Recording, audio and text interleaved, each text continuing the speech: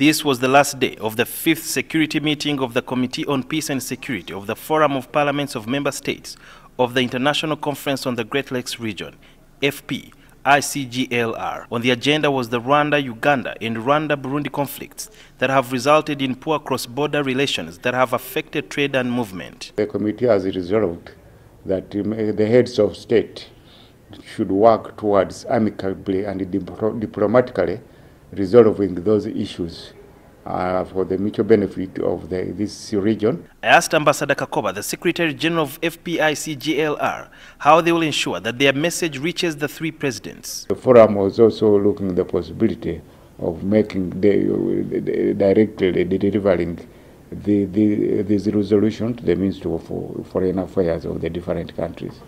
The meeting also agreed that there is a need to have unified Great Lakes region effort to fight terrorism, which is one of the biggest threats in the region.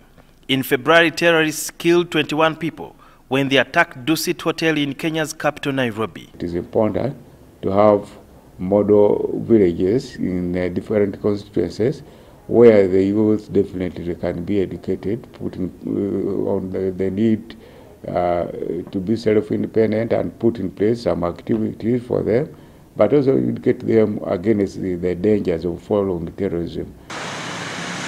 In order to have patriotic leaders in the Great Lakes region, the committee also resolved that a youth incubation center for grooming leaders be established. Everybody agreed that leaders are made, not just born. Therefore, we must groom our young people and make sure that people who are in leadership, they understand patriotism, they understand Pan-Africanism, which is very important. That should be our key principles as Africans. The day we lose that focus, and like most of the leaders that we are raising now, who think their small countries can help them, then they are mistaken. Asked Rwakajara, the president of the Peace and Security Committee of FPICGLR, what criteria will be used to train the youths? Member countries would be sending, say, 100, for example. If you send 100 people, young people in the college, then they train them, whether 6 months or a year, in patriotism and Pan-Africanism, and then graduate, then they go back. Then the country sends more.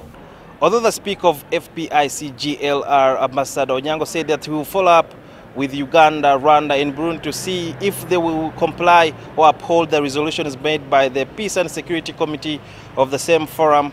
Another time it can be put to a litmus test is when they hold a plenary session in December. However, critics say that might be too long to salvage the situation that could only get worse if the leaders do not take any action. Sudil Yarhanga, NTV, Arusha, Tanzania.